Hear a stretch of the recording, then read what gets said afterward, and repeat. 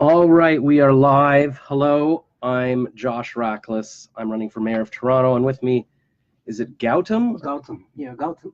Gotham, Gotham, like the Batman movie. Gotham, Gotham. but there's no TH. Yep. So it's just G-A-U-T-A-M, but the T is pronounced th. yeah. T. Yep. Th. Not Gotham. Gotham. Gotham. Yep. Like as if there was a TH. As if there was a TH. Okay. Okay. Yeah. Because when we were on that other show, he was saying that. Gotham. I'm like, there's no H in it. What does he have it right or not? Well, that's interesting. That's an easy way to remember. Right. So Gotham City. So Gotham Nath and Josh Rachlis. And yeah, maybe I'll move the webcam to over here behind the screen. He has joined me in the Celebrity Josh studio, aka my spare bedroom, and we figured we would go live. He wanted to. Here's what happened. He messaged me. Well, I met him last week on that channel. We went live, so I still should post. Did you get the file for that? No, I didn't. So, but you put it on YouTube, right?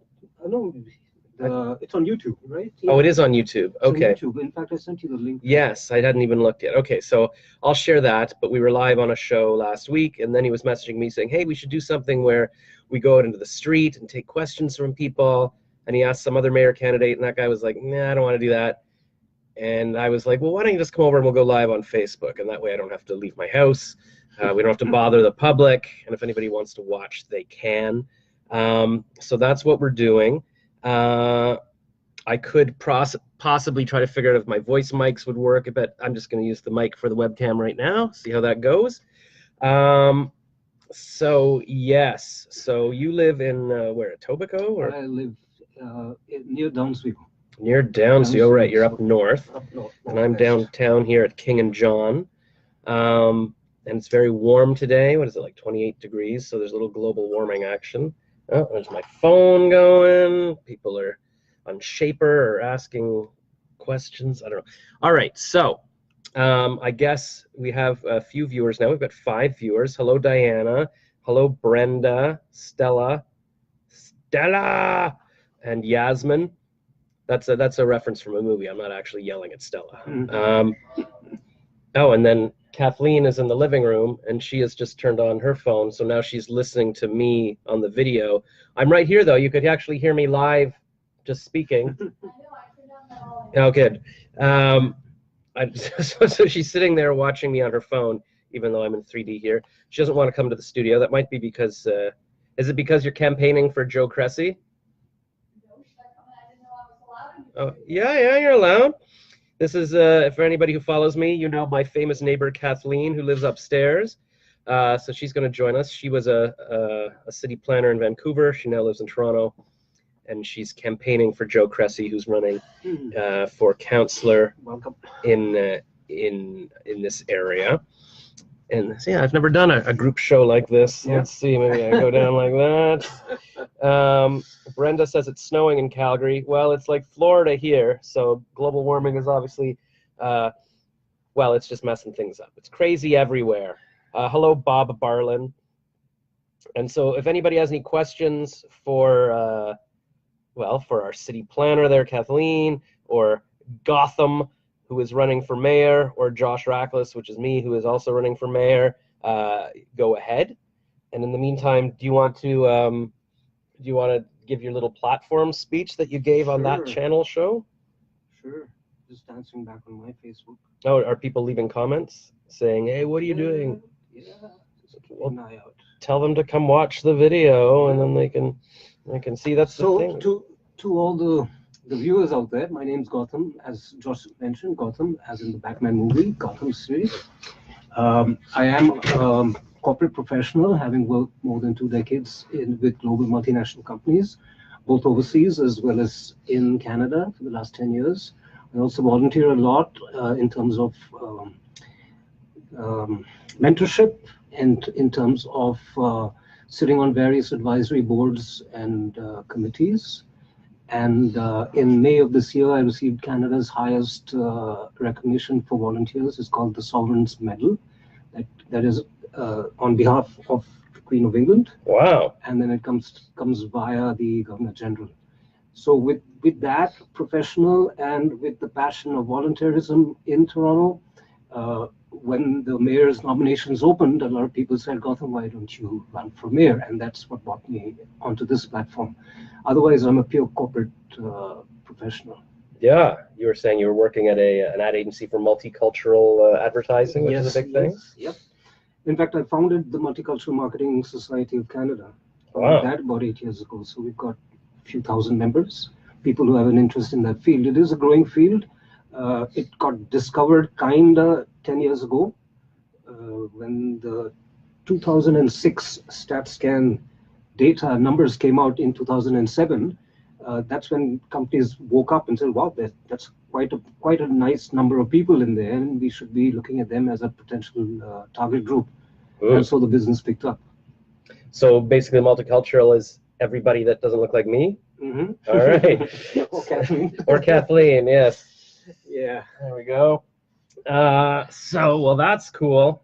Yeah, there's a lot of multicultures. So even for my YouTube videos, I'm trying to bring in other cultures. Like I had some woman come on. I still have to post that video, but she's from India, and she was showing me all the Bollywood people on Instagram and having me react to them and stuff. Oh, interesting. Yeah. I had a girl from she was from Nigeria that was here, and we reviewed Black Panther together because I'm not qualified.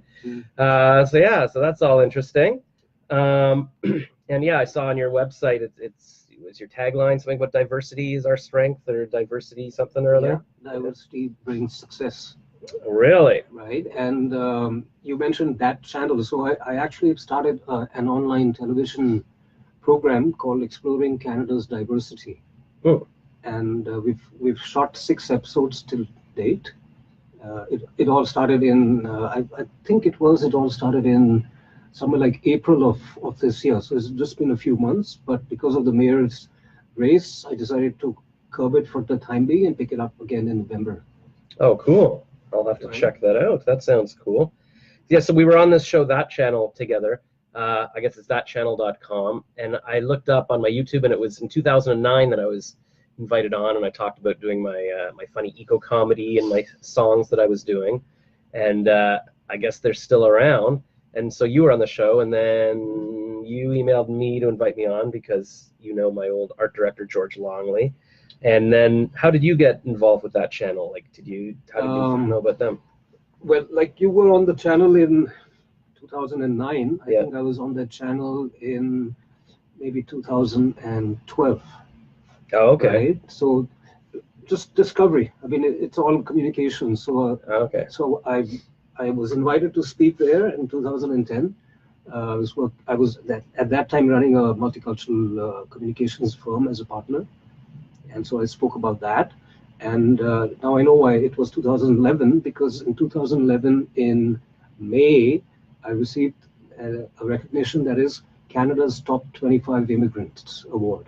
Oh wow! Right, and based on that is why they brought me on the show to talk about it. And so that's how the beginnings of connecting with that channel happened. Cool. And life went full circle, and we're back again this year on air and doing various things together. Cool. David Noble just commented, maybe Kathleen should run instead of Josh. Yeah, I don't know.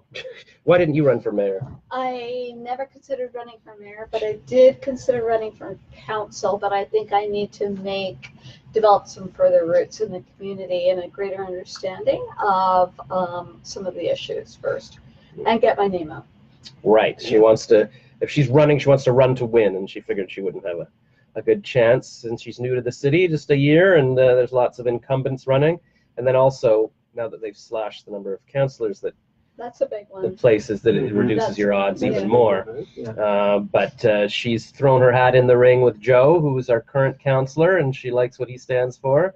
So she's a power broker or whatever. She knows how it's working. She's going to get in with the people who will have power, and then she will affect things as best she can. She probably shouldn't be hanging around me, because I'm probably not going to win, and then it's a waste of time. But she lives upstairs, so it's convenient. If John Tory lived downstairs from her, she'd probably be hanging out in his place. Yeah. And then I have a question, just because we're talking about business, and we were both on That Channel site. Do you know how that guy makes money? Because he's been doing this live for over 10 years. or at least 10 years, and he does this all day. He's always online. And when he told me about it in 2009, I was like, what, you're live on the internet? People can go to the web. I didn't quite understand. And it was like such a cool thing. But now obviously you can just go live from Facebook like this. And I don't understand how, is he just naturally rich and he's just sort of funding his hobby himself, or is he, how is he making money? I think a little bit of both. Yeah. Sometimes the companies come in to sponsor shows, so that's how you get money. Okay, yeah. Right? And then sometimes the individuals come in and they pay for becoming a member. A member of the channel? That channel, and that allows them to come on once a month. Oh. For a free broadcast. Okay, yeah. So he has various. There's things you can do. Because I remember I saw a job opening recently for like a radio host job or something.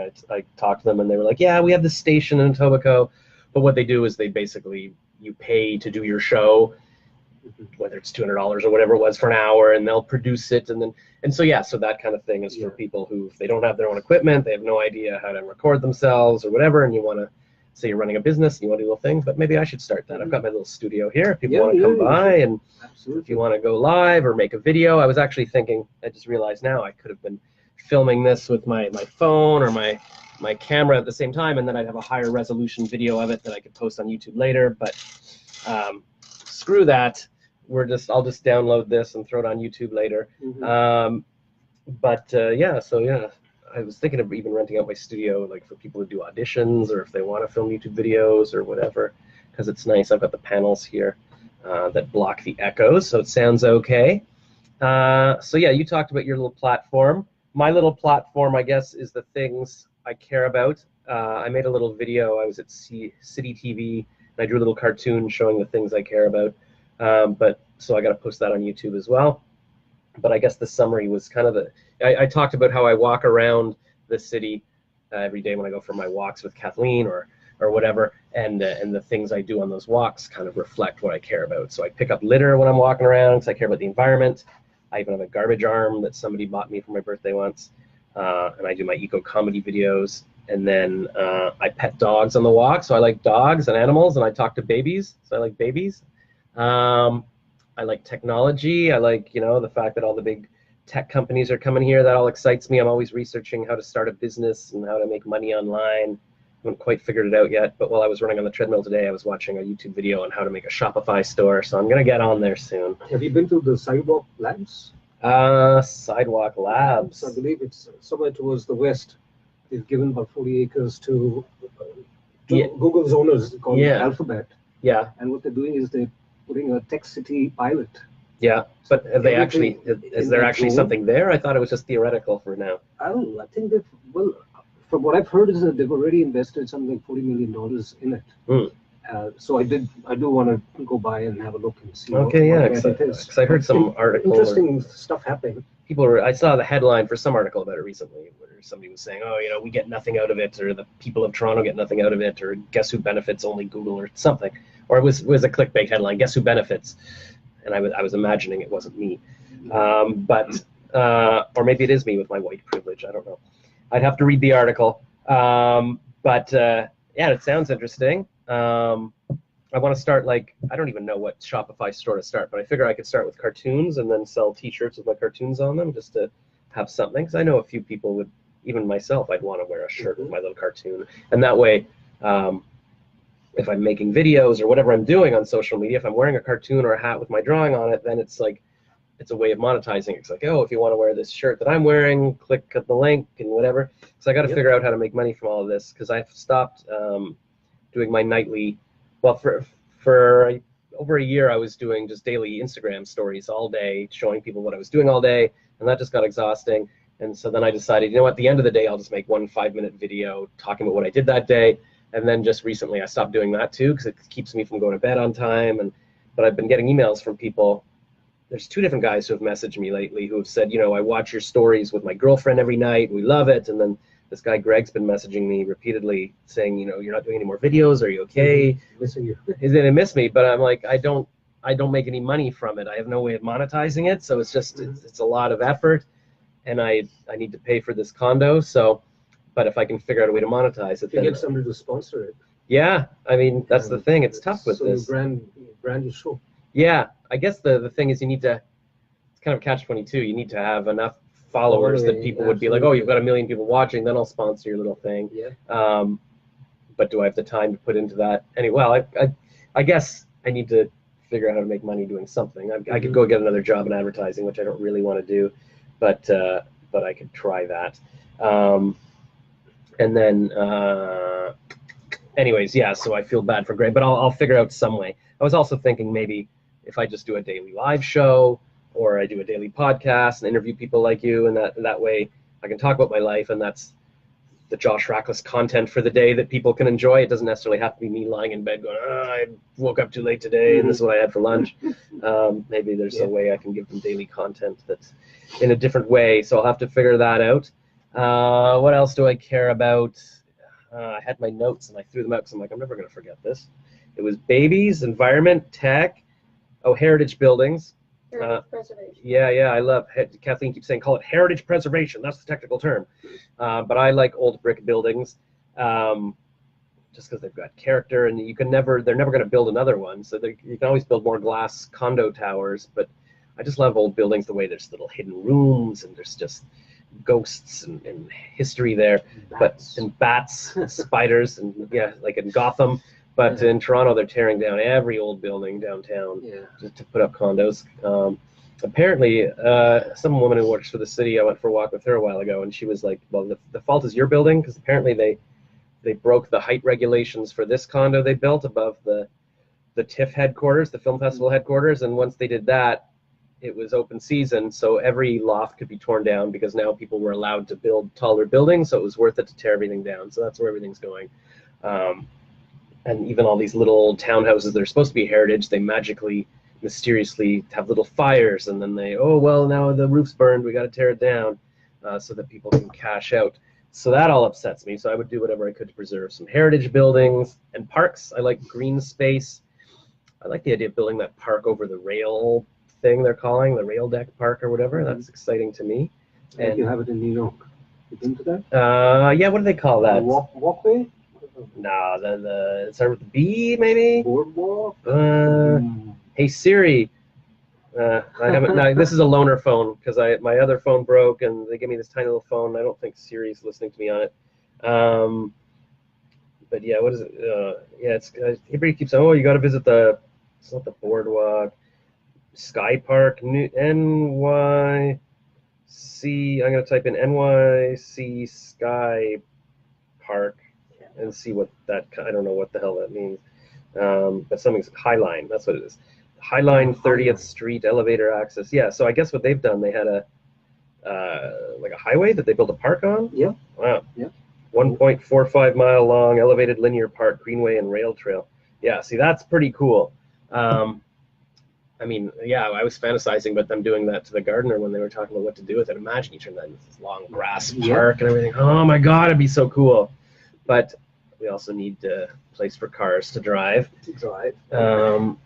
And this whole conversation about how the traffic is becoming worse and worse as the days go by, how cyclists are not safe, how the construction is blocking up many lanes on streets. So there's a lot of pressure that's happening within the city of Toronto. And primarily, and I think, Josh, you and I spoke about this, is while the city has the jobs, it's the suburbs that has the people who live there who are coming in every day and going back out every day, looking for going to work. And that's what's putting a lot of pressure on the city, because we weren't built to take that kind of capacity. Right. You mentioned about a councillor who he talked about his ward is normally 33,000. Yeah, that was Joe. Was he saying this area? What is it, like 300,000? But then during the day it's 900,000 people who live here or something. Yeah. Yeah. So and so you had some ideas for that. You were saying we should make it easier for people to work from home. The idea was work from home. Yeah. I mean, everybody's changing. It's becoming a plug and play kind of world. So there is a kind of a philosophy that you have to bring inside you, or a discipline that you have to bring inside you to be able to work from home. Or even companies can have plug-and-play offices built in the outskirts. So the entire headquarters of RBC, the entire headquarters of Scotiabank doesn't have to come to King Street, and they can have satellite offices to take the pressure off. Yeah, that all sounds good. What do you think? like you know, as a politician, would we have any say over that? I guess you were saying we could use taxes as an you use incentive. incentives. So Yeah. that's really what it is. And also, corporations realize it's cost savings because downtown is expensive. Yeah. Right. So Yeah, as yeah. they move out, as they let the people work from home, uh, there's a lot that can be monitored and the discipline can come in. I believe a lot of companies are already doing that or allowing that to happen, and people do work from home once in a while. Mhm. But to make this sort of not really mandate, but sort of seriously have a conversation with corporate world Yeah. to be able to bring this into the system. Yeah. So that's a good idea. I mean, I guess there's certain jobs that people can't, you know, need to be around other people for, but I don't know. I don't know what those jobs are. I mean, almost everything now is on Almost laptops and everything is, right? computers, Yeah, and yeah. unless you're in a factory, and factories aren't downtown. I met a friend the other day. He's from Toronto, and he and his girlfriend are planning to move to Chiang Rai in Thailand and start an online business. So he said I could be sitting anywhere in the world. So why not in a place like Chiang Rai? Shanghai. Chiang Rai, yeah. So it's not Shanghai. North of Thailand. Wow. I think the cost is like one fifth. Yeah. Right? You're living in a little villa. You're among green, tropical weather. Yep. Right? Oh, I know. I keep thinking about that kind of stuff. Like, you're I mean, going to sit there and camp there for 2 years and see how life moves on. well, that's the thing. I mean, I left my advertising agency job 3 years ago, and so everything I'm doing right now is online. Occasionally, I go to an ad agency and freelance, but mostly it's, even for that, I don't really have to be there. Mm-hmm. I mean, so I'm like, why am I sitting here in this expensive condo? It's like I just watched the movie Downsizing on Netflix recently, and it's like, that's, if you shrink yourself down, suddenly the money you have, now you're a millionaire in this smaller area. Yeah. So yeah, for the price of this condo, I could have bought an island in Thailand probably, and for sure. And maybe I'd have a girlfriend, and who knows. So yeah, so those are ideas. So yeah, well, that's the thing. So I mean, if I can actually get my Shopify store going or doing more things, I should definitely do it. So what the problem is, what I've done is I've trapped myself. I bought this condo 8 years ago, this 2-bedroom, because they didn't have anything smaller in the building, and it's just pretty expensive. It cost me like $4,500 a month with the mortgage and the fees and the taxes. So what I would need to do is rent it out or sell it. Yeah, a landlord. Yeah. go into Thailand. So I've been thinking about that. So what I need to do is furnish it a bit nicer, because I want to rent it out furnished, so that's like all done. It's all done, and I can get a bit more money for it, and I can do short term, like with the building rules, it has to be at least 6 months. So it's like, here, take it for 6 months. Like there's actors who want to be in the TIFF building because they're shooting movies and stuff, right? And then I can just go travel and work on my own businesses. So I think I do that, but I probably need to get one of the rental places said, well, you got to get a nice couch for the living room. I actually this was my couch in the living room, and they said, get that, you can move that into the guest room here, and that can be a guest room office, but you need sort of a nicer couch just to make it look like, okay, now it's like a fancy place. So if anybody's watching this and has a furniture store or is an interior designer, wants to help me make this place all fancy, then and if there's anybody who wants to rent the place, or the alternative is to get a roommate, because I've got the 2 bedrooms, somebody could go live in that room for, I don't know, $2,000. If anybody would pay that, but then I still need to make money. So I don't know. I've been dancing around the options. If anybody has any ideas for what to do with my life, let me know. Because the other thing is, if I did rent it out, then I got to live somewhere. So hopefully on an island somewhere. Yeah, hopefully on an island. I mean, there's no point in me just going to live in Orangeville now in a basement. Like, what's the point of that? Sure. Or maybe I've been thinking, if anybody wants a dog sitter, or if anybody, I don't know what. Because I'm thinking, I'll just go live in a motel in LA. But no, if you're paying $100 to $200 a night, that doesn't make any sense. So Michelle says, wait, aren't you running for mayor? Why do you want to go travel? Don't you love Toronto? Oh, right. That's a good point. This is my speech about running for mayor. I'm just saying, in the very small chance that I don't become mayor, maybe I would leave. I do love Toronto. I mean, I was born here. When I was 12, we moved to Ottawa. So from grade 7 to 13, I was in Ottawa. But even when I was, then I came to university here. I went to Glendon College in Humber. But and then I went back to Ottawa for a year to work. But even while I was working there, I came back to Toronto every weekend because I was doing Second City or I had a comedy troupe at that point, and I had a girlfriend here, and I was just like, everything's happening in Toronto. I got to get out of Ottawa. So yeah, I mean, obviously, I'm a Toronto guy, and I do like it here. And the more I visit other places, the more I realize, yeah, Toronto's pretty good. Like when I was in Costa Rica for a couple of weeks, a couple of years ago, I was like, oh, okay, you start to appreciate things about Toronto more. You're like, oh, okay, it's really clean, it's safe, it's got a lot of different cultural things. You can walk around the whole city. So yeah, I think I just like the idea of being a digital nomad. Like if I want to, I don't necessarily want to move somewhere else. I just like the freedom to travel. I was like, you know what? I'm going to go to Miami for 2 weeks. I'll bring my laptop. I'll do my interview with businesses there and make some money that way. I'll go visit Thailand or whatever. I like freedom. I don't like to be tied down anywhere. But if I really didn't like Toronto, yeah, I would just sell the condo and walk away from it and be completely free. But I like having my base here. So yes, I like Toronto. If I become mayor, then definitely I will stay in Toronto. And getting more messages on my phone. Yes, so thanks for the question, Michelle. That is a very good question. Why am I bashing Toronto while I'm talking about running for mayor? I wasn't bashing Toronto. I was just saying that it's expensive, and I get depressed with the winter lately. I was asking Kathleen, because we go for walks nightly and go get ice cream and stuff. I'm like, so it's always fun in the summer. We go for walks to Kensington Market or the Annex, and I'm like, what do we do in the winter? I can't remember how we get through November, December, January. Do we just sit in our apartment? I have a fireplace at home. So yeah, you have a fireplace? I have one, but we shut it down. No. But yeah. Yeah, they're dangerous. You're not really allowed to have them in condos. I guess I could. Can you get some kind of Those gas? artificial ones. Yeah, You know, like so a picture of a fire with some heat coming out. Well, you just put it on your television. Yeah, exactly. You Yeah, have throw it on the laptop. the, There's my fire. Yeah, the fire channel. Well, there is a nice coffee shop nearby here that has a fire pit in the backyard that I went and sat at last year. Mm-hmm. It's on Queen Street. What are they called? Hot Black Coffee or something? Yeah, this is a nice area of the city, right? Yeah. It's got all sorts of little nooks and corners, Yeah. places to go to. And I like that there's still little shops like that with a fire pit, like little discoveries. Not everything is just a glass tower with a Starbucks underneath. Mm-hmm.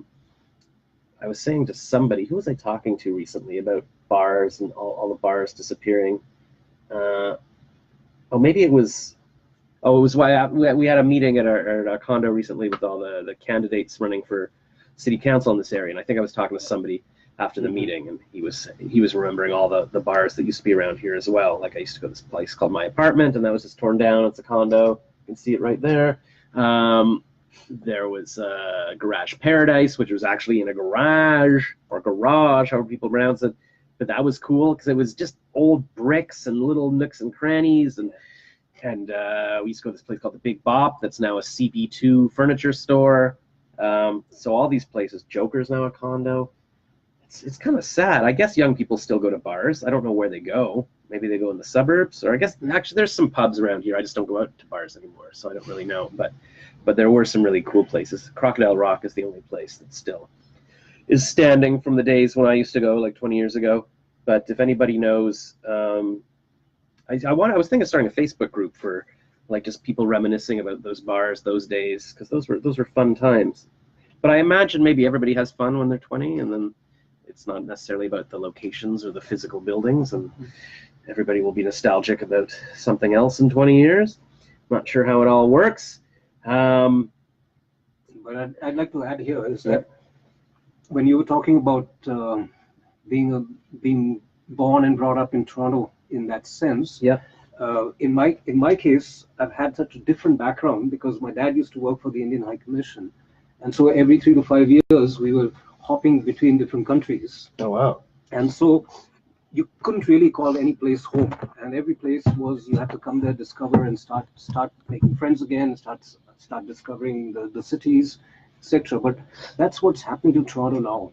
More than half the population is a multicultural population, right? So they're bringing in experiences from different cities and different countries, and so Toronto is morphing itself into becoming a multicultural capital of the country.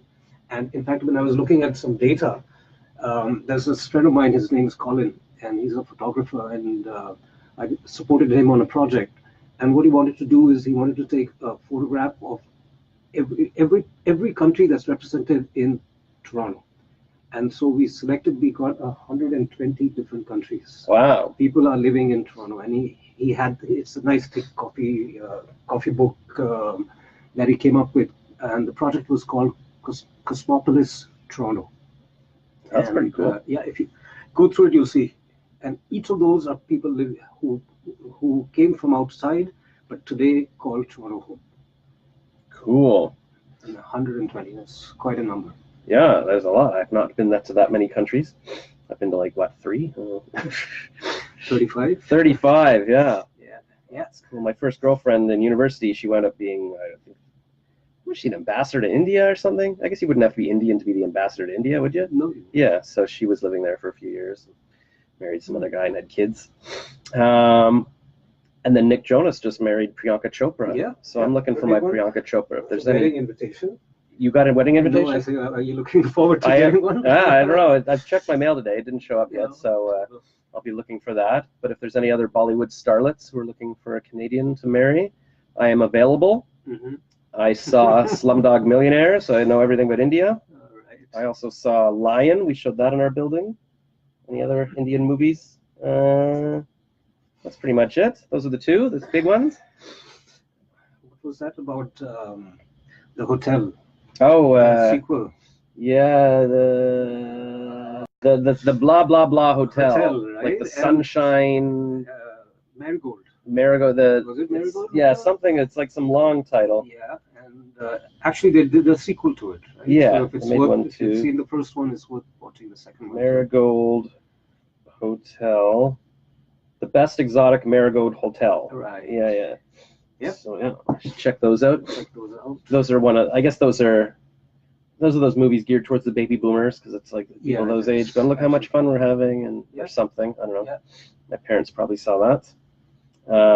We saw another sort of baby boomerish movie recently. What was it about? Well, it was Donald Sutherland and Helen Mirren going on this road trip or whatever. We saw it at the Rep Theater in Ottawa. Mm-hmm. That was depressing. Mm-hmm. But yeah, I like any movies with people older than me. I like because then I feel young in retrospect. But if I watch something like Twilight, so I guess the Jungle Book is not Jungle Book. What? Well, there's just this one kid in it. Is that it? Mowgli. Mowgli. Yeah, they made the live action version recently. I guess live action CGI. I should check that out. Thank you, Karen Mills, for laughing. I don't know what she's laughing at, but she put 3 laughing emojis. So there's some serious laughter happening over there.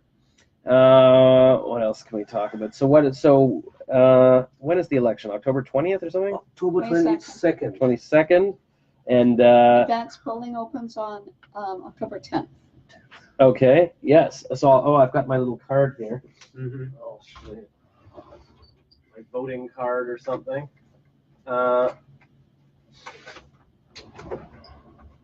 Yeah, so advance vote October 10th to 14th. There's the thing. Oh, now people can see where I live. Is that safe? I guess it doesn't. Not. I guess it doesn't matter. I mean, people could mail me a letter. All right. Or send you a check. Yeah, if anybody wants to send me a check, you probably just saw my address. Or if you want to come murder me, do not. I came into my apartment yesterday, and I was unlocking it after the gym, and it didn't work. And I'm like, I realized maybe I didn't lock the door. But then I was like, maybe somebody's broken in. So I came in, and on my phone, I pressed 9. So I was ready to press 911 if I had to. And then I took a kitchen knife, and I was walking around, looking behind all the counters, under the bed, in the closets. I was going to, attack whoever was hiding in my apartment, but there was nobody. But I was ready. So if you guys are planning to ambush me in my apartment, you better hide all the kitchen knives first. But then I'll know. Hi, my sister Diana says hello. Hello, Diana. So yes, you guys can vote. Do you have anything? Well, I have to do a few things. I just filled out a survey for some woman from Now Magazine asking about health disparities, although I think I missed the deadline, so we'll see if that. And then I got an email this morning from a student who wants me to film a response to whatever their question was for, did you get that? Oh, yeah. What was the question we're supposed to answer? 3 questions, one on crime, Oh. one on housing, and one on transit. In fact, from here, I'm going to shoot those videos. Oh, yeah? Yeah, that's what I was I have okay. a hard stop at 5 o'clock. So Okay, you got to go do that. I'm going to do that. So yeah, we're going to film some videos for students to show them what we think of those issues. And then, is there anything else? I was supposed to answer a question about seniors last week, but then they got back to me because they were trying to do it in a public space and they hadn't invited every single candidate or whatever. They weren't allowed to do it. So those are some things we're working on. And on that point about the seniors debate that never took place, whatever it was last Monday, right? The point that I had come up with for putting across to the audience is, why don't we change the word seniors and call them elders? Because it gives them a far more dignified descriptor as compared to calling them seniors. Because the minute you call them seniors, it's like, oh, now you're senior, you're retired, you're kind of gone to the pasture.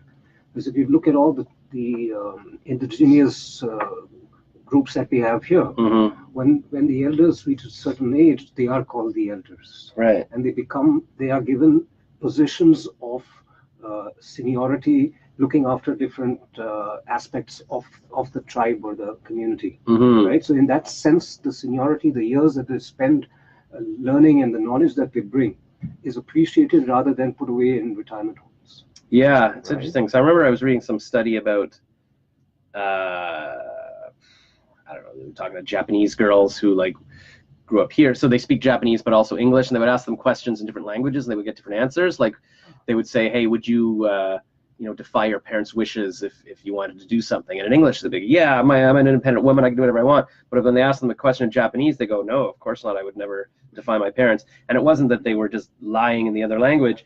It was that in Japanese, there's no way to say disrespect your parents. The language doesn't even allow you to say it. So like by definition, the word for somebody older than you is, someone you respect or whatever. So there's no way to disrespect the older people because that's the word. But I wonder how much of it is that, maybe senior, because senior, like I'm a senior copywriter, that has some status to it. But I wonder, just because we call people seniors and then we like, oh, we don't like old people, so then it takes on a name. So if you force everybody to say elders, eventually elder will have the same connotation. So maybe. Yeah, I don't know. Years. I don't know. But the tribes, it hasn't. Yeah, hasn't no, happened, tribes are doing all right. They're doing all right. I guess it's tough with technology now too, because it's not as much, 500 years ago, people were kind of living and dying in the same world basically, but now, I mean, the technology is moving so fast. Like when I was in college, we were learning how to build a website with HTML, and it's just all so different now. Absolutely. You got to be on top of things. I mean, they talk about we're studying today for jobs that we don't even know will be happening tomorrow. Yeah. So we don't even know what we need to study, which is why a more general study is better. Yeah. As opposed to specific things, because things are going to change so quickly. Yeah. So hopefully people learn how to think or whatever. Like that's why I decided to go to Glendon for a general education to learn about the world. I got into fine arts at Queen's in New York, and I'm like, well, I don't want to just learn about other artists. I wanted to have something to bring to my art, but I wanted to learn how the world worked. So Karen Mills, a couple of questions here. Michelle says, can you discuss your views on affordable housing? As I mentioned, most Torontonians can't afford $1 million plus condo like you have. I'll talk about that in a second because I can't afford it either. And Karen says, I know this isn't related to your run for mayor, but I was wondering why you haven't posted nightly updates on Instagram. And she said you can add updates in your campaigning too. So, all right. Did I talk about this at the beginning? I feel like I did, but I'll reiterate because somebody's actually asking. Well, first of all, okay, well, here, I'll tell Karen quickly why I haven't posted. Yeah, because I was trying to post every day in my Instagram story, like since I started it like a year and a half ago or something, and then became a thing where I have to do this. And then every day I was downloading the story at the end of the day and then rotating it and then putting it on YouTube. And then at some point last winter, I realized that there's a 20-minute limit. I did a big rant about the girl I was meeting her at a bar, and then she didn't notice me for I was sitting there for half an hour, and so I went on for 40 minutes, and I realized that it was deleting the beginning of the story, so I had to go on Facebook, and I had to go on somebody else's Facebook to screen record it because my own Facebook wasn't importing it. It was the whole thing, and then the file was corrupt, I realized, and so it took me months to figure out how to get it on YouTube, and so then I was falling behind. So now I'm like 8 months behind on uploading the stories to YouTube, and I like to upload those nightly stories or my daily Instagram stories, because I figure if it's just on for the day and disappears, it's only for the 40 people who might see it there, and I feel that's not even worth the time. I like to have things that people can see in posterity, but I've started losing time. And I also realized when I was working on the corrupt file that what happens when you download your Instagram story, the audio shifts. I don't know if it's an Apple thing or whatever, but it's all out of sync. So when I was talking, it wasn't going on with my mouth. So what I have to do now is download the stories and then move the audio, and it takes a long time to do that, and I've got a year's worth of those to do. So I was starting to get frustrated with this stuff. I was like, I can't do this. And then I decided, you know what, it's kind of distracting me during the day. I got to keep getting up and telling everybody what I'm doing. It's not letting me focus. So I figured, okay, I'm just going to give a nightly update at the end of the day. I'll just talk about my day. For a while there, I tried doing it live, like just going live for 5 minutes in one cut, so then I wouldn't have to edit the sound later. But what I realized that there's something wrong with my particular Instagram profile, because I have another Instagram page where it does work. It does let you save your live video at the end of the recording, but it's not working for my my personal account. So it's like having to screen record the video later. So I'm like, this is a waste of time. And then finally so I went back to the the little stories, which can only be 15-second clips at a time. And then finally, a couple of weeks ago, I was trying to charge my phone, and it wasn't charging because the phone cords I have are all shredded at the end. And then my phone was dead, and then it wasn't charging, and it was taking like hours to charge, and I just wanted to go to bed. I'm like, you know what? I got to go to bed now. I can't wait for this phone to charge. And because I didn't do it for one day, I was like, you know what? I've broken the streak. Now I don't have to do it every day. And then I just realized, you know what? I'm not making any money from these stories. Not that many people see it. Hardly anybody ever comments on it. There doesn't seem to be a point in doing this, and I really need to focus on making money and reaching a bigger audience and monetizing that. So I was like, screw it. I'm not going to do these stories anymore, and nobody cares anyways. But I did get a message. Greg. Except Greg. There's this Greg guy. Well, there's this guy, Joe, that messaged me on Instagram like 3 months ago when I was saying, I don't think I want to do these stories anymore. He's like, no, me and my girlfriend watch them every night. You really should keep doing them. And then this Greg guy has emailed me a few times saying, hey, me and my girlfriend watch every night. We've noticed you're not doing your stories. Are you okay? And I'm like, are you the same person as Joe? Like, I was like, but I looked at Joe's profile. It looks like he's got photos going back a few years, so he seems to be a real person. And Greg insists he's a real person. So apparently I've got this audience of men who watch my nightly stories with their girlfriends, which is so weird. But Greg even emailed me today. He's like an hour ago. What's this? Because I told him, yeah, I'm okay. Don't worry about it. But then he messaged again because I said I would try to start doing these videos again. And then this, where is it? Oh yeah, Greg. Hi Josh, just checking in to see if you're okay. It's been a bit radio silent. We miss your videos and are hoping for a comeback of the daily comedy recap. Like this is a real thing. I'm not making this stuff up. How can I focus here? There, see? People care about my nightly videos. And Karen says we care too. Who is we? Who are these people? Who is we? I don't understand. People sit. Anyways, the other thing is my sister kept telling me stop doing this. She was like, she stopped following me on Instagram after watching me talk about what I was eating for dinner once last winter. She's like, oh, it's pathetic. You're a grown man. You used to have a job, and now you're just like talking about this garbage you're eating. And she's like, you know, you got to stop doing this. You're wasting your time. It's not productive. You're not helping the world.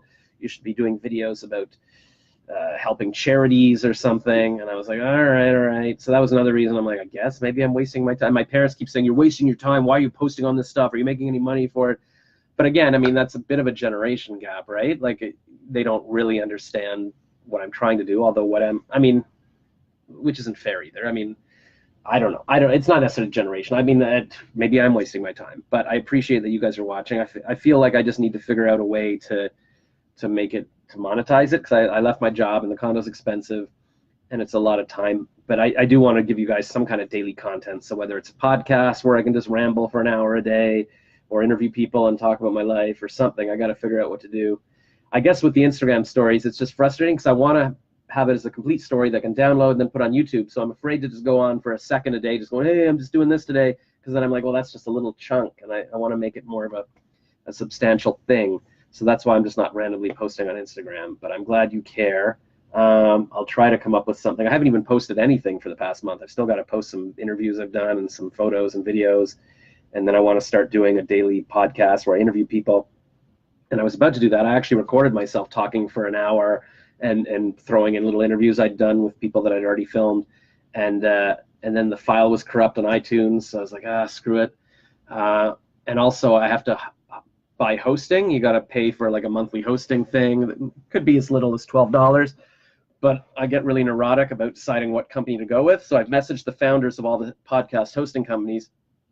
and most of them have gotten back to me and agreed to let me interview them. But now it's kind of a catch-22 because I want to interview them for my podcast, but then that'll help me decide who I use for the podcast. But I can't put up the podcast till I interview them. But they don't really. I don't. It's this whole thing. But I should just start doing that, and maybe I don't know if people would like an audio podcast of me as well, or as much, or if they want to see me in video all the time. I don't know, but I want to be like Tai Lopez, where he's got a podcast, or Gary Vee, he's got a podcast, he's got videos, he's live on Instagram. And I also have to decide what the focus is. Is it just me talking about my life? Is it me interviewing celebrities? Is it me giving tips on how to make money? Is it me talking about cartoons or like drawing cartoons? Or maybe it's a combination. It's like a creative person learning how to be a creative person. I was thinking I call it Celebrity Josh. I interview celebrities, but because I also want to live the celebrity life. So it's any way you can make money online or make money being creative, or I show my arts, I show my songs, that's kind of thing. Yes, Kathleen? Can we get comments on affordable housing from both of you? Right, okay. And Karen says, I feel bad for hijacking this mayor candidate event by asking about Josh's live stream. Sorry, Kathleen. Yeah. That's all right. Here, yeah, I'll be back in 1 second. So you can start talking about housing and I'll give my opinion about that. Yeah. So I've been in Toronto for 10 years now, and I've seen how the prices have gone up. The value of homes have gone up, the rents have gone up, the mortgages are killing, and it's really becoming more and more difficult for young people to be able to live in the city any longer. In many cases, the young people are staying longer with their parents because they just can't afford to get out and rent something on their own. So we've got to be able to do something with this. Number one is when we can, if we can decentralize jobs, I was talking about earlier, where we can get people to work from home, then the need to be living in a downtown core goes away, right? And you can live in a little better, less crowded area, which is probably far cheaper than costs of downtown Toronto. The other thing, and I kind of find it quite difficult, which is people are calling Toronto the sanctuary city. I don't know why, because by that what's happening is all the immigrants, all the refugees, you feel as if they have to come into Toronto, right? That's not the brand image that Toronto should have. Let's name some smaller towns the sanctuary cities and bring the refugees there. And that'll take the pressure off the city, right? So, Josh, you can go take over. Yeah. So, well, those are all good ideas.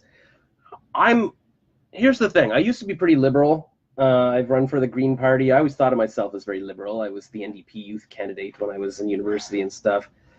I feel like I'm becoming more conservative in my old age. So a lot of the things I believe now, I know I'll be sort of vilified for it because you sort of get attacked. Well, you get attacked for taking any political position online by the people who don't agree with you. But anything you say that isn't kind of liberal, you get attacked for being racist and homophobic and misogynist. So I'm trying to decide in my candidacy and in my social media whether I give my honest opinion about things, just what it's not necessarily whether I'm right or wrong, it's just how I feel about things based on what I know and what I feel. Or do I just shut up and not talk about it at all? Or do I give the left-wing talking points just so I don't get attacked for being racist? I don't know. So given that, I know the correct liberal thing to say would be, oh yeah, we got to do everything to make the city more affordable. Jennifer Keesmaat, who's running for mayor, and she's basically the only other person who's renowned, like in the media, for running for mayor. Was she city planner for a while? She was city planner for 5 years. Yeah, so she planned the city, but now she's crying about the city. Yeah. She had the job. I mean, I talk about it like giving the fox the keys to the hen house. Right. Right? What are we doing? I don't know. Well, she has a plan where she would put a special tax on homes that are over $4 million, and then somehow that would go to make other places more affordable. Here's how I feel about it.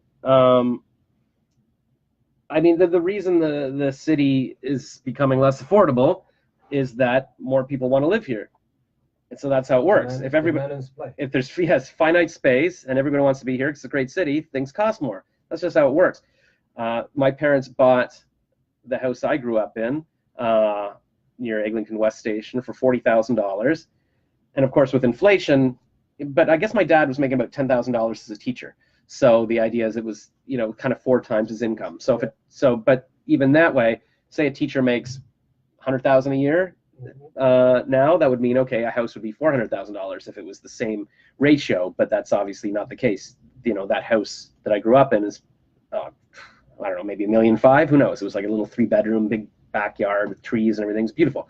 So I can never afford to buy that unless I figure out how to run my Shopify store and everybody buys a cartoon from me on a t-shirt.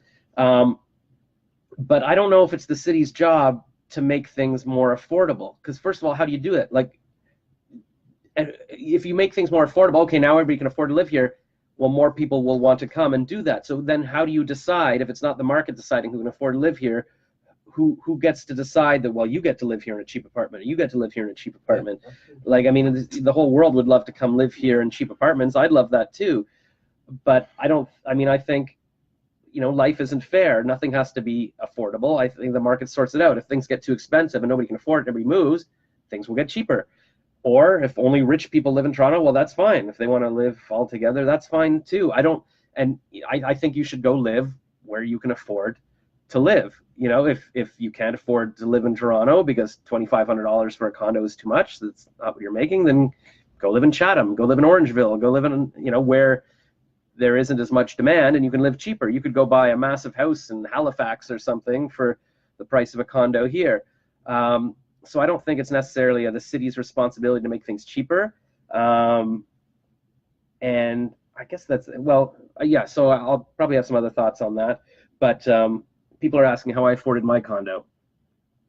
Michelle says, Josh, I'm in my 30s too and would love to own $1 million downtown condo. Do you have any advice? How did you do it? Well, here's the thing. I was working.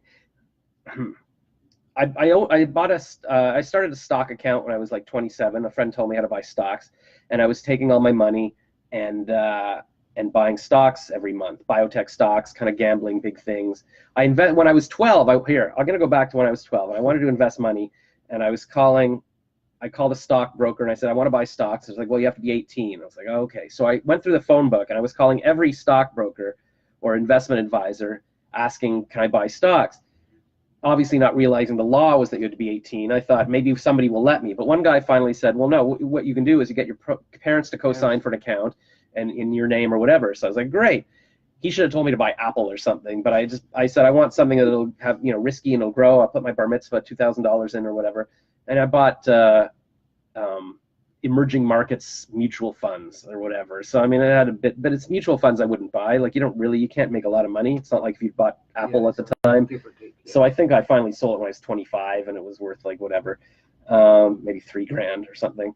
But then when I was 27, I opened a stock account and I put like, I don't know, $30,000 into something, into McDonald's. I actually called up that same advisor. So he was still working and stuff. And I said, I want to work with you. And he said, okay. He was at Merrill Lynch or something. He said, buy McDonald's. And it went up like 50%. I was like, great. I'm going to do this myself. And he's like, no, I don't recommend that. I'm like, screw you.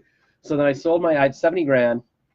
And I was like, I'm going to buy drugstore.com because they were launching. It was an IPO. You could buy it at $70 a share. And I'm like, well, it's drugs. Everybody buys drugs and drugstore stuff. And it's the internet. It's a website. How can this go wrong? So I put $70,000 into this drugstore.com. I think I got out when it was down to like $25. I was like, and now I don't even know if does it exist? Maybe. The stock's maybe $1 now. But then then over the years, I kept buying stocks and I would just lose every month. But I was making about $100,000 at my copywriting job. So it's not great. I could have probably made double working somewhere else with my experience, but I liked my job because I was able to go out during the day to auditions and I could sort of do my thing and there wasn't too much pressure put on me to be in the office and doing your thing. So I was making my $100,000. I had an apartment that I was renting. I was in the basement of the annex for like $675. I had a basement for a while and then it flooded and got broken into. And I researched that I didn't even know what a condo was at the time, but I did research and there was this guy that would help people find condos. And this is before the internet was big and everything.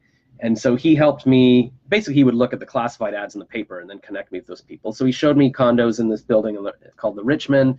And he's like, you could have a washing machine and a dishwasher. I'm like, oh my God. And he's like, yes, you deserve that luxury. So I found this apartment and I think it was maybe $1,100 a month. And so it was this little bachelor, but still, you know, when you're making $100,000 a month after taxes, you're taking home about $6,000 a month. So whatever. So I'd pay my little $1,100 rent and then I would have $4 or $5 to play with every month. I would put in stocks and basically lose it. And then I noticed the prices in the building were going down. I wrote to them and they brought my rent down to like $950, I think. But then they sold the units. And I took another unit for like $1,100. And then, so I was there for 8 years. And then I'm like, I should buy something. So finally I had about $90,000 saved up with my stocks and everything. And I put into this other stock and it went up to like $120,000. So I had $120,000 and I'm like, I should start buying something. But I was hoping it would go up all the way and I'd make millions and then I could just buy a place with cash because I didn't understand how mortgages work. But then I met this girl in Plenty of Fish who lived in Ottawa, who was a mortgage broker. And she started coming down to visit me. I didn't really like her that much, but she was like, I'm going to help you look at for apartments and stuff, and I'll get you a mortgage. And then this other guy who was an actor friend of mine became a real estate agent. He posted on Facebook, does anybody want an apartment or anybody looking to buy a place? And so I had the two of them showing me around. And around this time, I put my $120,000 into a stock option, which is like you're betting that a stock will go up or down. And so if it goes up $10, you might make 10 times your money. So I put it all into this and started going up. And at some point, it was worth like $180,000. And then I'm like, oh, this is great. It's going to cure cancer. I'm going to be a billionaire. And so around that time is when this girl was showing me places. And I looked at every condo in the city for like $200,000, $300,000. I was like, I don't know. I liked brick lofts originally. But then I'm like, it's too depressing. So I was still depressed over an ex-girlfriend I broke up with. And I'm like, I need more windows to be not depressed. And then I'm like, I need a pool in the building or a hot tub so I can have girls over and get them to bathing suits. And then even though I had a hot tub in my current condo and I was in it twice with my mom, so I don't know. But so then I was like, no, I need to live in a hotel because I want to meet new people every day. I don't want to be alone. So then I was looking at the hotel condos and they didn't seem right. I didn't like the layouts. And then finally I read an article about this building that they were building on top of the film festival. In the Toronto Star, I read the article and I'm like, that's where I got to live. It's got a waterfall between the pool and the hot tub. You can have concierge order a dog walker for you, even though I didn't have a dog. I was like, that's where I got to live. So I went to the sales center and I was like, do you have any bachelors? They're like, no. Do you have any one bedrooms? No. I'm like, what do you have? They're like, well, we've got some 2 bedrooms and some penthouses. And the 2 bedrooms were like $800,000. This unit was $831,900. I'm like, oh, that's a lot. How long ago was that? This was in 2010, I guess. 2010. So it was still, yeah, so it was still overpriced. But the Jocelyn, who was the mortgage broker, was like, you know what? You've got your $200,000. If we call that your 25% deposit, you can use that, and I can get you a mortgage for the rest. And I was like, all right, well, you know what? I'm throwing my money away every month on stocks anyways. Maybe I should just buy this place. It's 2-bedroom. My parents could stay here. It'll be all fancy, and I'll just be forced savings. I'll have forced savings. I'll be putting it into the condo. So I went and I put the deposit down, I guess, which I took out of my RSP, I think, because at that point my stock was dropping, and some guy online was giving me advice like, no, hold on to the options. Anyways, the options went to 0. So I lost it was worth 180 some point, went down to 0. So now I had nothing. So then I had a year to sort of save up until I had to pay for the condo. And so when I had to close, basically, I got a letter from the lawyer saying we need $70,000 now to close. I'm like, nobody told me about this. And then Jocelyn's just like, I don't know anything about it. Took off. She never talked to me again. I'm like, okay. So I got screwed by the mortgage broker. And quickly I had to get a line of credit from the bank. I had to pull money off credit cards. I had to gather that all together. And I was 2 weeks late, so I was paying these fines to the bank, a few $1,000s, because I couldn't get the money in time. And I finally got it, like with 1 day to spare. And I also had to get my dad to co-sign, so whatever income he had, because even with my $100,000 job, that wasn't enough income to get this condo. But I was like, if I can just get it, then I can sell it or rent it out. And then, yeah, I was dealing with crazy people. This woman who said she rents out condos furnished, and she turned out to be a complete con artist. I had to call the cops on her. And yeah, so I couldn't really afford it. Like, even when I was working, all my money was going towards the condo. It was costing about $5,000 a month because the mortgage is $3,066. The fees are like $970, so that's over $4,000 just for the mortgage and the fees. And then the taxes were $500. I think they're about $377 now, but it's about $4,400 for the fees, taxes, and mortgage. And then hydro's almost $100 a month, so $4,500. And then the rest of your bills, you got $100 for internet, $100 for your phone, food. So I had a girlfriend at the time. We calculated, okay, it's $5,000 a month for your bills, and then then you have to eat. yeah, and she said you've got $10 a day with which to eat. So I was like, okay, that's a Subway sub or whatever. Yeah. So that was the math I was doing, and then, but I started trying to make some extra money. I was like, okay, if I'm going to pay anything off, I need extra money. So I started doing voice acting from home as much as I could. I did a bit of Airbnb-ing, but the building doesn't allow it, so we won't talk about that. But I made about 70 grand over 4 years. And then I'm like, maybe I can put that into stock. So I put 70 grand. I bought this cancer stock, and I went up to like 250 grand. No, 350 I sold it at worth. And then I put in this other stock, like at 27 cents. I bought over 1 million shares, and at some point it was worth 97 cents. So I was telling my partner George at work, it's like, hey, my stocks are worth like $1.5 million, and he's like, sell it, pay off your mortgage. I'm like, no, it's gonna go up, keep going, it's gonna cure cancer, I'm gonna be a multimillionaire. No, it went back down. I eventually sold it at 30 cents, and so whatever. So I could have paid off the mortgage, and then I left my job 3 years ago, and I've just been burning through my money, like taking out of my RSPs, putting more on credit cards or whatever. So yeah, so you're saying, I can't afford $1 million condo. I can't afford $1 million condo. I'm literally down to my last month of money that I can pull out of credit and RSPs, and then I can't pay for it. So then it's going to be, have to be mayor. Right? And then I better be. So please vote for me so I can stay here. So my options are rent out the place for try to get $4,500 a month furnished, get a roommate, and still have to make 2 or 3 grand myself a month, or sell it, I guess, or get a job. Kathleen says just get a job, but I really don't want to get a job anymore. I could go work in an ad agency, but I really like. I said get a job and a roommate. Oh, and a roommate, yeah, yeah. She's like, whatever you have to do. Go to Thailand. Yeah, my camp. But well, the thing, I could go to Thailand, but again, what do I do with this place, right? That's the question. Yeah, so I got to rent it out, but it's got to be enough, because like I could easily rent it out for like.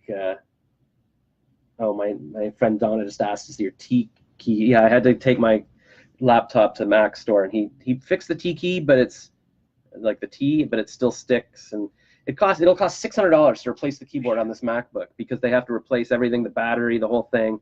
They gave this to me in 2013 when I left my job as like a little see you later, take the computer. See you later, take your yeah. So right now I'm using an external keyboard that I happen to have lying around that I had at work years ago, because I was like, oh, it'll be better for my neck if I can look at the keyboard and whatever. But I need to get a little magic mouse pad, because I like using the pad. Anyways, no, the keyboard's not fixed on it. So yes, that's the story. I can't afford it. I guess to afford $1 million condo on your own, assuming you still got a mortgage and everything, you'd need to be making like 150, or maybe, I don't even, so that's the thing. I didn't get approved for this mortgage on my own. I don't know what magic the mortgage broker did, and I had to get a cosign or whatever.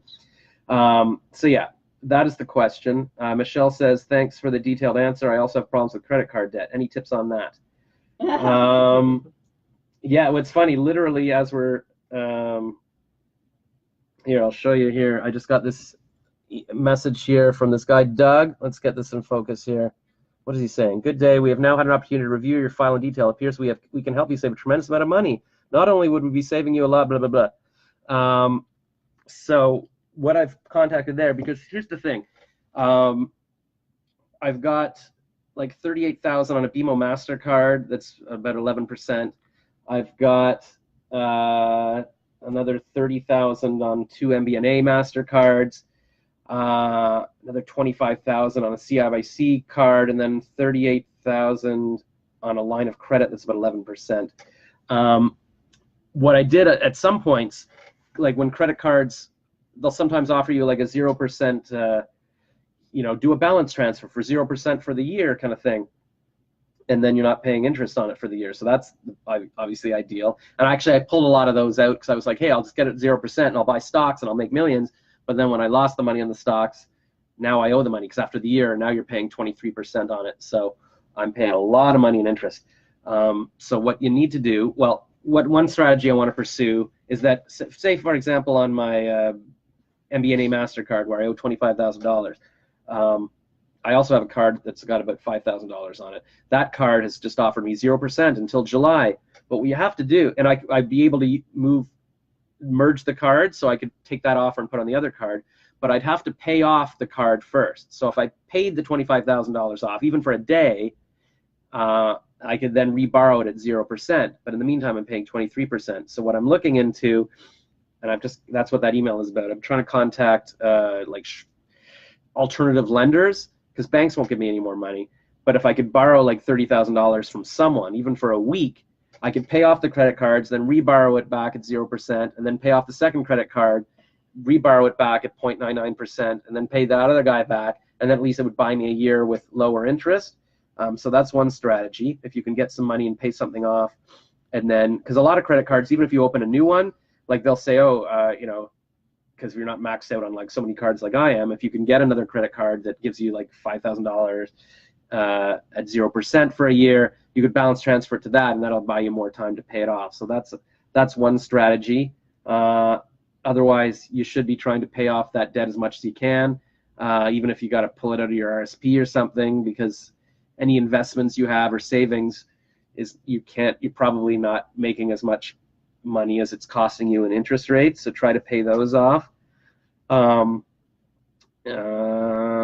and anything you can do to get extra income. So if you've got a job, but even if you pull in, you know, an extra $1,000 a month, like Kathleen does background acting, and I was sort of like, yeah, it's not really worth the money, but now and it still might not be, because I need to make enough money to pay for this stupid place. I can't be just making $200 here, $200 there, but I've signed up with a background agency anyways, and I'll see if they can pay, because I'm ACTRA, like a union actor. They'll pay me $27.50 an hour. It's minimum 8 hours per thing, and my commissions probably make $200 if I do like an 8-hour show or something.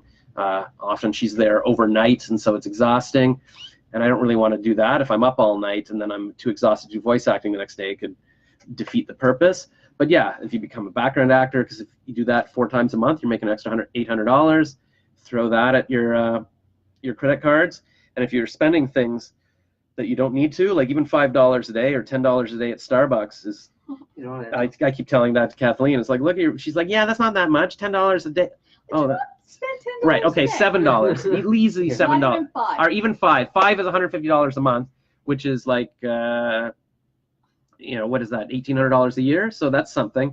Or if you have other things you can rent out. I just rented out my storage locker for $150 a month for the year, so he gave me $1,800, and boom. Yeah. And your car parking. I rented out my parking. A woman's renting it for $200 a month now for 6 months, and we'll see what happens. So at least that's another quick money. So if you have anything where you can make some spare money that way. I've got a focus group, or a Facebook group for people to do voice acting, because with my voice membership, I see auditions for women and children too. I've changed my settings, so I see those. So sometimes I see those. So if somebody wants to audition, I actually need a woman to read a part that I could give you $50 to do. Some guy in India wants me to do a woman's part in some other video that I'm voicing. Or there's a bunch of stuff for kids. If you've got a 12-year-old boy, I keep seeing things for young boys or girls to audition for. And I find it, and my niece and nephew are a bit too young to do a lot of the stuff. So if you guys want to join that, I could get you some little acting thing, give you a bit of extra money that way. Michelle says, great tip. So have you ever been able to pay down your mortgage or not because it's lower interest rate? I mean, I pay the mortgage every month. When I did have extra money, I was like, no, I'm not going to use the money in the mortgage, because the mortgage is like, 3%. So that's the last debt you want to pay off. And so I never paid off extra. Like I'd be allowed to pay off an extra 20% a year, but I just didn't. I was like, no, I'm going to use my money on stocks. But yeah, I mean, if I'd paid off all my bills, I'd probably at this point, you know what, I'd start throwing it at the mortgage, because stock gains aren't guaranteed. But you want to pay off your credit card bills first. And then possibly, if I didn't have so much credit, well, here's the thing, because you can also, if you've paid off some of your mortgage, you can get refinanced to put some debt back on your mortgage. So for example, if I got $100,000, like right now my mortgage, I still have $675 on it, but the unit's now worth maybe $920 or $970. So they might possibly say, all right, you know what, we'll let you put $100,000 back on the mortgage, and you can pay off your credit cards, and then you're still paying the same amount a month. You're just, more of it's going to interest. So that's one way to do it. But I'm not able to do that right now, because first of all, because my dad co-signed, I'd have to get his permission and all for everything, and I don't really want to bother him with this, first of all. And also they want to see my income, and because I'm not working a day job right now, the past 2 years' income, it's not that much. It's whatever I'm declaring as self-employment income. So I don't think I don't think I would qualify for any extra things. So what I just need to do now is if I can just start making some money online. I'm making some okay money with freelance copywriting and selling and doing voice acting. It's just hard to keep up with this condo. So if anybody wants to move in with me, that'd be fun, or rent out the place or whatever. I think we have to be winding up. Yeah, we're winding up. Yep. All right. Well, you've got to. Oh yeah, it's 5 o'clock. You need to go do your. Is somebody filming you to do your student answers? Yeah, filmmaker. Yeah, nice. I'll probably be standing here going, "Hi kids, what's up? Don't live. This is a PSA. If you want to, don't wind up like me." But yeah, okay, so great. Well, maybe I should do a financial show because I researched this softball. And yeah, if you go to celebrityjosh.com/resources, I've got a few links right at the top for ways you can make quick money. Like if you use my Tangerine account, you can make, or Key, you can make a quick $50. You can make $5 for signing up at Mogo for free credit checks, $1 for signing up on Drop app, and then if you have $5,000, you can deposit into a BMO Investor Line account. I think they'll give you $50 or $100 for that. So you can make a quick $256 or something from even those 3 or 4 links at celebrityjosh.com/resources. So check that out. And if you throw those against a credit card, because any money you put against a credit card, instantly it's worth more now, right? Like it's $250, but if you were paying 20% now, like even by the end of the month, it's worth more than that. And then I'll show you this quickly. My balcony is covered with beer bottles and beer cans that I've been picking up on the street as I go for walks. If anybody has a car, hey, you've got a car. I can't carry all those bottles to the beer store. I can carry the cans. But Kathleen says, just take them back down to the recycling room. I'm like, no, I need my money. So if anybody wants to take me to the beer store, I'll give you some free financial advice. Thank you, Michelle. All right, maybe a financial show. Somebody was asking me, who was asking me? One of these guys, I think it was Greg, was saying, do a show about entrepreneurship or something. And I was like, yeah, I've been researching that a lot, so maybe I'll do that. So yeah, it's Celebrity Josh. I interview celebrities, but it's also about how to live the celebrity lifestyle, and it's about how to live the life you want. So thank you, Gotham. Okay, so this is, what do we got? Gotham Nath for mayor. So what is Nath for mayor? Like, what is your website? Or is, the Nath is like your hashtag or something? Yep. All right, you have a very complicated website, but I've tagged Gotham. I'll tag him in the YouTube description, and he's also tagged in the description on Facebook. So follow his page, add him on Facebook. What is your website? It's do you want to say it? It's like I'll say the website. So it's www.gn. So that's my name, Gotham Nath, GN, 4, the number 4. So www.gn4mayor-to.ca. Right. A little complicated, but whatever. Come and pay a visit, and maybe we talk later. There you go. All right. Well, thank you everyone for watching. Yeah, if you have any more questions, let us know, and I'll answer them in a future video, and hopefully Gotham will come back. And maybe we do this. Maybe this is our weekly show, huh? All right. It's multicultural. Look at all we've crossed off all our diversity buttons here. Yeah. Sort of. I don't know. We need a black, lesbian, trans, disabled woman, and then we're set. All right. Bye, everyone. Bye. Take care. How do I stop this? That's gonna be this awkward. Oh, end live video. Okay. Bye. Now.